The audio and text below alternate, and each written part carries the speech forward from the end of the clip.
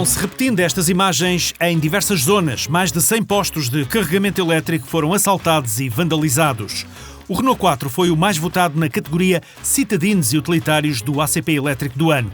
Esta semana continuamos a conhecer os modelos a concurso. Este é o fim de semana do Raio de Figueira da Foz de Lisboa. Vamos antecipar o percurso dos clássicos pré-guerra. Tomás Mel Gouveia encerrou a temporada do circuito de golfe mais antigo do clube. Esta semana em destaque o piloto ACP Miguel Barbosa, piloto multifacetado, é no todo-terreno que se sente mais à vontade. Notícias ACP.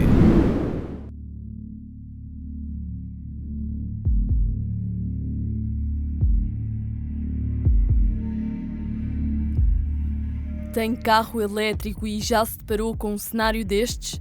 Querer carregar e não ter como? É uma situação cada vez mais frequente devido aos assaltos e à vandalização de postos de carregamento. A GNR deteve 2 indivíduos que ficaram em prisão preventiva, suspeitos de inutilizarem mais de uma centena de equipamentos. Os autores atuavam em toda a zona centro do território nacional, nomeadamente nos distritos de Santarém, Lisboa, Évora, Setúbal. Contou com a colaboração das Forças de Serviço de Segurança de todas estas localizações e também com uma coordenação rápida do Ministério Público que permitiu uma célere detenção dos indivíduos. Os suspeitos têm 28 e 38 anos. Os crimes eram realizados em qualquer período horário, nomeadamente, mas com predominância para o período da noite. Este tipo de crime era praticado através do furto dos cabos dos postos de abastecimento de veículos elétricos, em que os cabos eram cortados, depois desmantelados e o produto dentro do interior dos cabos, que era o cobre, o metal não precioso, o cobre, era depois vendido num circuito legal, digamos assim, e daí obtinham então os seus dividendos e o lucro. O cobre retirado dos cabos elétricos pode valer até 7 euros por quilo, mas o verdadeiro custo está nos pontos de carregamento, acusa a Associação Portuguesa de Operadores e Comercializadores de Mobilidade Elétrica. O custo do material em si, portanto, do cabo de carregamento, há o custo da deslocação de uma equipa técnica para lá ir repor o cabo. Há muitas vezes, previamente a isto, a deslocação de uma equipa para colocar o carregador em segurança, por exemplo, desligar a alimentação, colocar uma cobertura, o que seja, ou um aviso para os utilizadores. Portanto, há esse custo. E depois há o custo de não utilização do posto, portanto, de não haver uma receita para o operador porque o posto está parado. A reposição dos cabos não é demorada, mas significa um transtorno para os utilizadores de veículos elétricos. Há sempre um impacto forte naquilo que é a utilização dos postos de carregamento e tem um impacto grande naquilo que é a percepção e na confiança que os utilizadores podem ter na mobilidade elétrica. Sim, isso é uma preocupação muito grande da APOC. Questionada sobre soluções para evitar este tipo de delitos, a GNR aponta os sistemas de alarme e a identificação de cabos. É importante que os operadores que gerem os postos de abastecimento de veículos elétricos tomem medidas também passivas de segurança, como é o caso da alarmística, e outras de identificação daquilo que são os cabos, para que possam assim evadir os autores de ter este tipo de atividade criminosa e de dissuadir a fazê-lo. Apesar da complexidade legal, a videovigilância é a solução identificada pela Associação Portuguesa de Operadores e Comercializadores de Mobilidade Elétrica. Estamos a trabalhar em CCTV, em videovigilância, apesar de, e aí há um impacto muito grande naquilo que é a estrutura não ser considerada uma infraestrutura crítica para o país e que, tanto quando o equipamento está na rua, há sempre dificuldade para se colocar a videovigilância. Este pode ser um novo fenómeno, mas o roubo ou vandalização de equipamentos ou infraestrutura ligada aos automóveis não é novidade. Há um ano, o Tribunal de Coimbra condenou 14 pessoas, de um total de 37 arguidos, envolvidas num mega-processo relacionado com furtos e posterior comercialização de catalisadores. Estava em causa uma rede criminosa cujo processo teve origem na investigação do fenómeno criminal nacional relacionado com o furto de catalisadores, que atingiu um aumento exponencial entre os anos de 2020 a 2022. Daqui a pouco antecipamos o raio de Figueira da Foz de Lisboa deste fim de semana. Os clássicos pré-guerra estão preparados para fazerem mais de 200 km. A competição aqui é uma competição muito particular, que é a competição entre o piloto e a máquina, porque é preciso, ao longo destes 200 km, ir gerindo muito bem a mecânica, os travões. Não é um assunto fácil. O Renault 4 E-Tech foi o vencedor do prémio ACP Elétrico do ano na categoria Citadinos Utilitários. Entre os 6 modelos a concurso, o pequeno francês foi o mais votado no período de votação que terminou nesta última quinta-feira. Com esta distinção, falta agora apenas conhecer a categoria dos SUV crossover para encerrar o concurso que está a eleger o carro 100% elétrico favorito dos portugueses. A próxima votação vai decorrer de 1 a 15 de dezembro. Entre todos os participantes, votantes, sejam sócios ou não sócios do ACP, há um carro para sortear, entre outros prémios.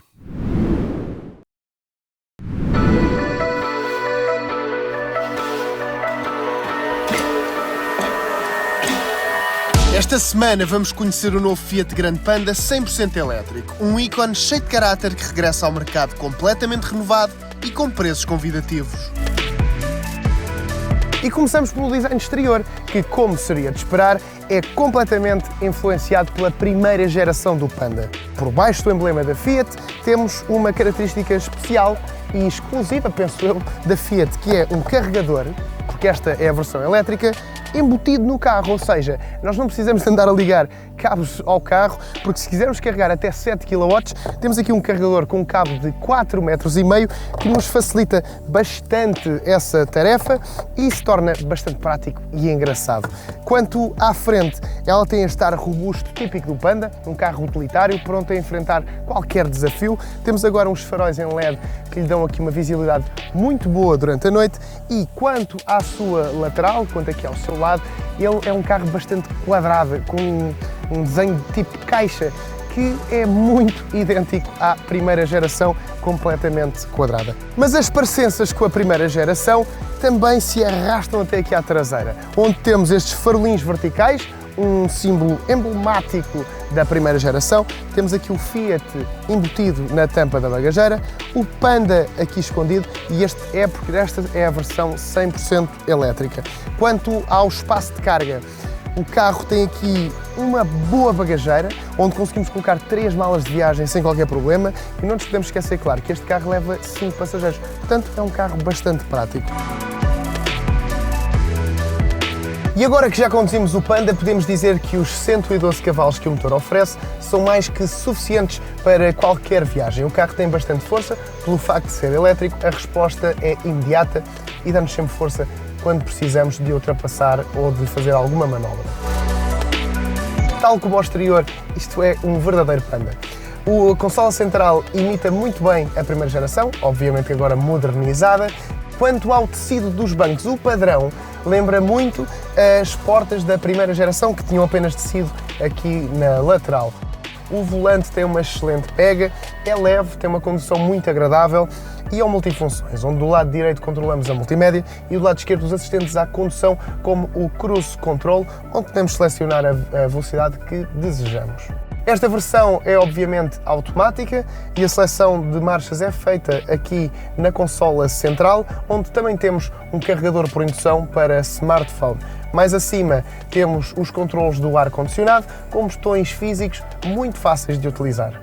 É de salientar ainda o bambu, a fibra de bambu utilizada para fazer todo este corredor central do tablier, onde do lado direito até chegamos a ter um porta-luvas mais elevado e depois temos um porta-luvas convencional por baixo. O carro, a nível da arrumação, tem 13 litros aqui no interior, o que é bastante positivo. Em Portugal, a versão totalmente elétrica do Grande Panda começa nos 23.500 €. É um carro agradável, prático e muito fácil de conduzir.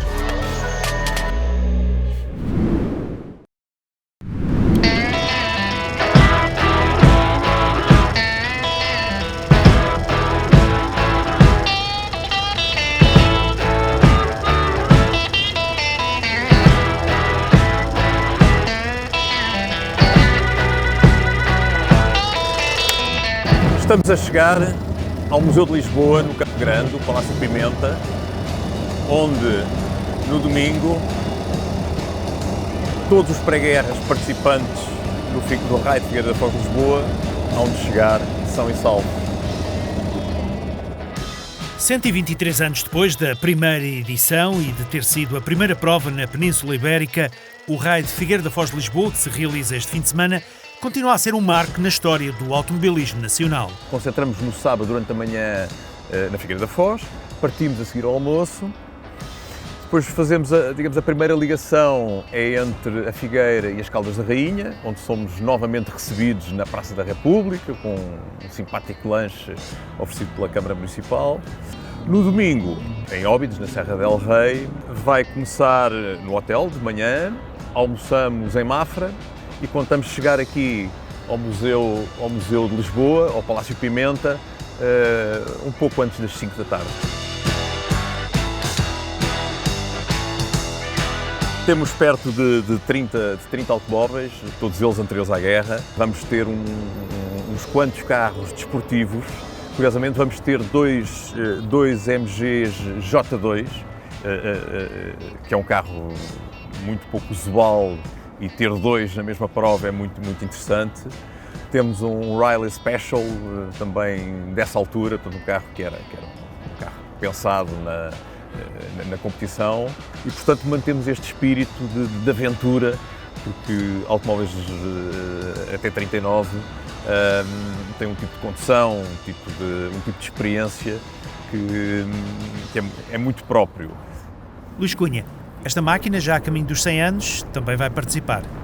Esta Austin 7 de 28 vai fazer a sua estreia num percurso com mais de 200 km, coisa que pelo menos desde os anos 80 não fará. Há um carinho especial em Inglaterra no Reino Unido, por este modelo, porque foi o primeiro automóvel de muitas famílias que até aí só tinham à sua disposição motociclos.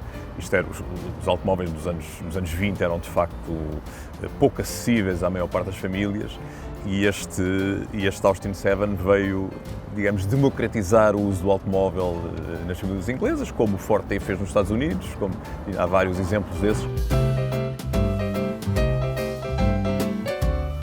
Isto é um motor de 4 cilindros, de 750, mais ou menos, 750 centímetros cúbicos, com uma potência alucinante. Portanto, isto é...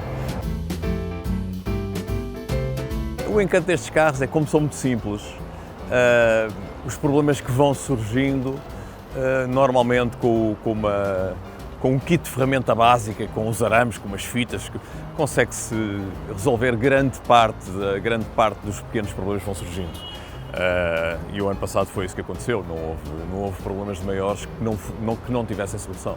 O convite está feito para se juntarem à festa do Figueira da Foz de Lisboa. Domingo, pouco antes das 5 da tarde, estas máquinas hão de chegar ao Palácio Pimenta, no Campo Grande.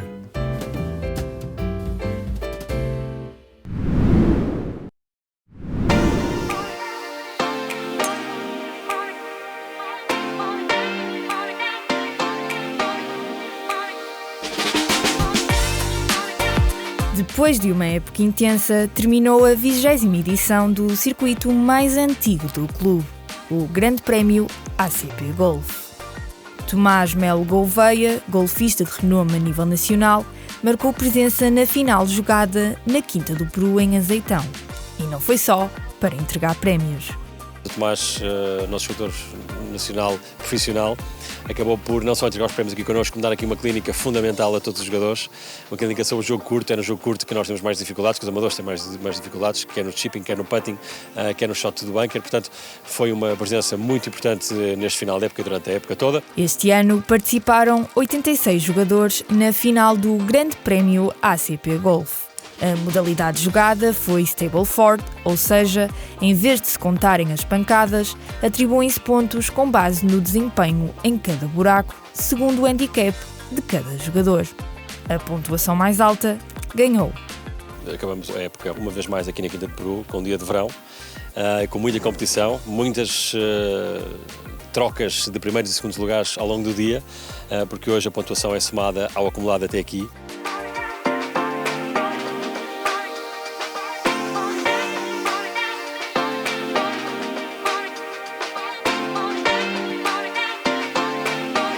Passava da 1 da tarde quando os primeiros jogadores chegaram à casa de campo. A contagem de pontos ia sendo feita enquanto os jogadores almoçavam e partilhavam diferentes perspectivas de jogo. Foi o dia de todas as decisões do Grande Prémio ACP Golf.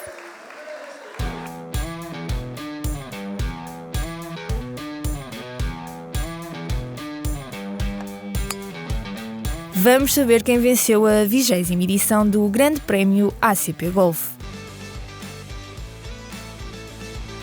Na Ordem de Mérito Grosso venceu Luís Filipe Pinheiro. Já na Ordem de Mérito Net liderou o pódio Fernando Jorge Vaz. Na Ordem de Mérito Senhoras alcançou o primeiro lugar Sílvia Moreira.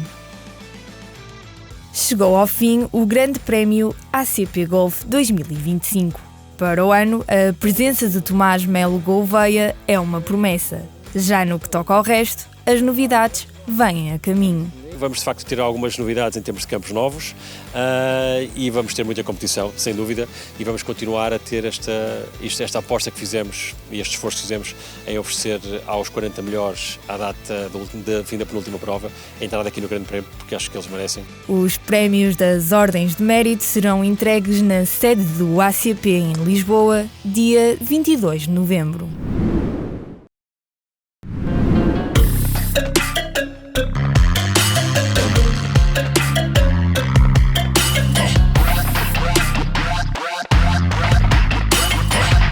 Olá, sou Miguel Barbosa, piloto de todo-terreno, sobretudo, onde já fui 8 vezes campeão nacional. Também comecei nos karts, depois velocidade, onde sagrámos 2 vezes campeões nacionais também, e uma breve passagem pelos ralis. O desporto automóvel é a minha paixão e sou piloto da ACP. A ligação à ACP começou cedo, porque antigamente o ACP era também a federação e, portanto, nós para termos licença, quando eu comecei nos karts, foi no ACP que tirei, e, portanto, a minha ligação começou logo aí. E mais tarde, uma ligação forte ao ACP enquanto piloto e também, obviamente, por relações familiares. Fora é um pai, 3 filhos, pai de família, uma pessoa bem disposta, gosta de aproveitar a vida, adora o desporto e muito ligado ao desporto, até profissionalmente também fora das corridas e pronto, uma pessoa que gosta de aproveitar a vida. Estamos em meados de outubro.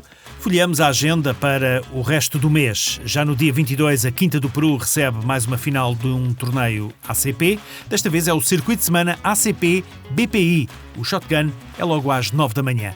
Os motores do TT voltam a roncar no Norte Alentejano de 23 a 25 de outubro, com mais uma edição da Baja de Porto Alegre, prova da Taça do Mundo FIA de todo o terreno. Mais descontraídos, certamente, e não muito longe dali, vão andar os participantes do Passeio de Outono num fim de semana tranquilo nos cenários de Castelo de Vide e Marvão, com uma visita também à Serra de São Mamede. Vamos ficar por aqui. Na próxima semana estamos de volta com mais acontecimentos e notícias do universo ACP.